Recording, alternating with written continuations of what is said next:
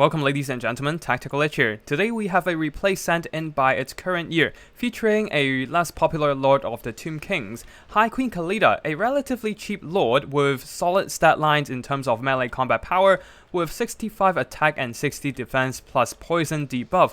Plus my will be done providing additional 5 attack and defense, and her Tomb Strike adding additional attacking power, but mostly for that poison debuff and solid stat line. Now, for the rest of the army, we have a front line of spears mixed in with dual weapon warriors, including the elite Kepra Guard, which is the Regiment of Renowned Tomb Guard, Nekara warriors, and then at the back a couple skeleton chariots. On the flanks, Nekara horsemen plus a single Necropolis Knight on each flank, one of them being supported by High Queen Khalida plus a single Lich Priest of Nekara. Coming in with a couple spells including Neru's Incantation of Protection, providing some nice physical resistance buff, as well as the Dahv's Incantation of Cursed Blades, which can provide additional anti-large bonus when it is in overcast version. For the item here, Ankle's Canopy, which has an additional 60% spell resistance when activated, can be used to deal with spells like Burning Head to mitigate the incoming damage. On the opposite side here, a Norscan army, pretty standard stuff with a full Marauder frontline backed up by Javelins. On each flank there are 2 Skin Wolves, the unarmored version, providing some anti-large fighting power and just a lot of hit point sponge with their regeneration. In disguise, a single Ferromanticore for some mobility to shut down enemy missile units, but unfortunately the Tomb Kings did not bring any today. Leadership-wise, there is a single Familiar Balefine coming in with a lot of damaging spells, including Piercing Bolts of Burning, Fireball, and the Burning Head. Leading the army would be Throg the Troll King himself, with only Fight or Die as the army ability. And that's it for the army builds. Now let's get the battle started. Interesting enough, its current year is not bringing a single missile unit for the Tomb Kings. No Ushabti with Great Bow Spam, no Sepulchral Stalker, just a full-on melee rush with infantry and a bunch of mobility.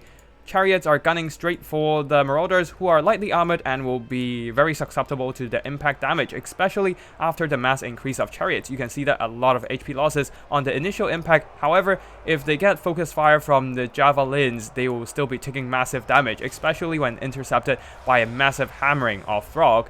You can see that this one chariot already down to half health after a hammering and 2 volleys of Javelins. However, if they manage to get into the Marauder Hunters with Javelins, they can still do some nasty work. Nekara warriors engaging with Marauders, they should do just fine with their anti-infantry bonus, while on the flank there, Necropolis Knights charging into some of these Marauders, doing some nice impact damage as well. Throg right now being counter-charged by a bunch of Necropolis Knights, 2 Tomb Kings characters, especially when buffed up by Tomb Strike and the Dahv's Incantation of Cursed Blades upgraded version. He is taking massive damage from all the anti-large attacks. The Norscans will be responding to this blob with a Piercing Bolt of Burning, bombarding away some of the health of these Necropolis Knights. The base version of the spell only costs 11 winds of magic, but it has 100% armor piercing, very effective against elite units. A Neru's Incantation was cast on the Necropolis Knights, providing physical resistance and also passive healing with the Lore of Nekara passive, making the Necropolis Knights a lot tankier in this melee grind. A Burning Head striking down the line of the Tomb King's army and kills Canopy, protecting the Necropolis Knights, but I do think that it should have been cast on the Nekash Scorpion Legion, as the Burning Head is more effective against infantry than the cavalry. On the side here, Ferromanticore engaging High Queen Khalida. It is not a fight at once, but it is indeed Rampage, so unfortunately Norsca cannot control this feral beast, and High Queen Khalida will proceed to beat it down. The Skin Wolves are finally showing up in the center here, charging straight for the middle blob, trying to use their anti-large against the Necropolis Knights, ignoring the infantry on the flanks trying to save Throg from this deadly surround. The Scorpion Legion right now are avoiding engagement with the Marauders, and perhaps the Kepra Guard can come and bail them out. Another buff, well, double buff onto these Necropolis Knights here. Dahv's Incantation of Cursed Blades and also Neru's Incantation of Protection, juicing up their combat power to maximum level, while on the flank here, Necropolis Knights trying to surround the Familiar Balefine, who is trying to cast a Piercing Bolt of Burning to bombard these Necropolis Knights, but it got knocked over, so unfortunately the spellcast failed. And let's see if this one actually goes off. Nope, he got knocked over again.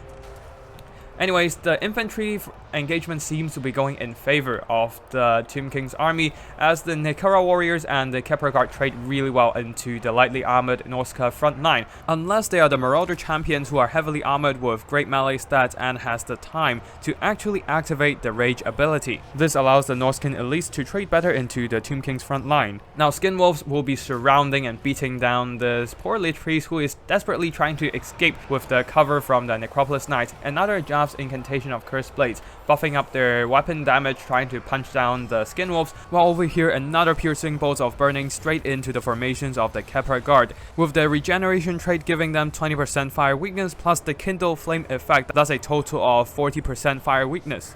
Speaking of regeneration, Frog, who also has regeneration, is sustaining his hit points by the self-healing, using Fight or Die, buffing up his melee stats and also leadership. Unfortunately for the Skin Wolves, they are not covered by the buff and are taking a lot of attrition damage from the Skeleton Spears. While over here, the Lich Priest is teetering on the edge of breaking, but the first one to break is actually these Skin Wolves here, as the Tomb Kings do have a local superiority of forces. They unfortunately do not have the greatest of leadership at only base 60 value, and being overwhelmed by all these Tomb King units, they will be running for their lives. While the Nekara warriors continue to saturate in beating down some of these marauders who have 100% intensity of the Rage ability are now fighting at their full power, but whether that will be enough, we shall wait and see. Another Burning Head roasting some of these Tomb King's infantry. Skin Wolves are here, but that's not exactly a great engagement for them.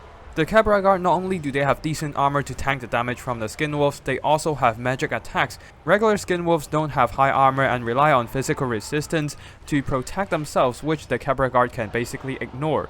Necropolis Knights charging in, surrounding this blob here, getting another buff of Naru's incantation of Cursed Blades, providing more damage mitigation on top of their heavy armor. And more importantly, really just spamming that Lore of Nekara passive, trying to get as much army-wide healing as possible. At this point, we can see that the Tomb Kings pretty much have a dominance in this blob fight, with more and more units pouring into the fray, even some summoned Ushabtis, which can effectively work down the Marauder champions with their anti-infantry armor-piercing attacks. Still, the Marauder champions will have to charge in as the Norskins are lacking supporting units in the vicinity. Throg, even with his anti-large, he is actually struggling to make contact onto High Queen Khalida.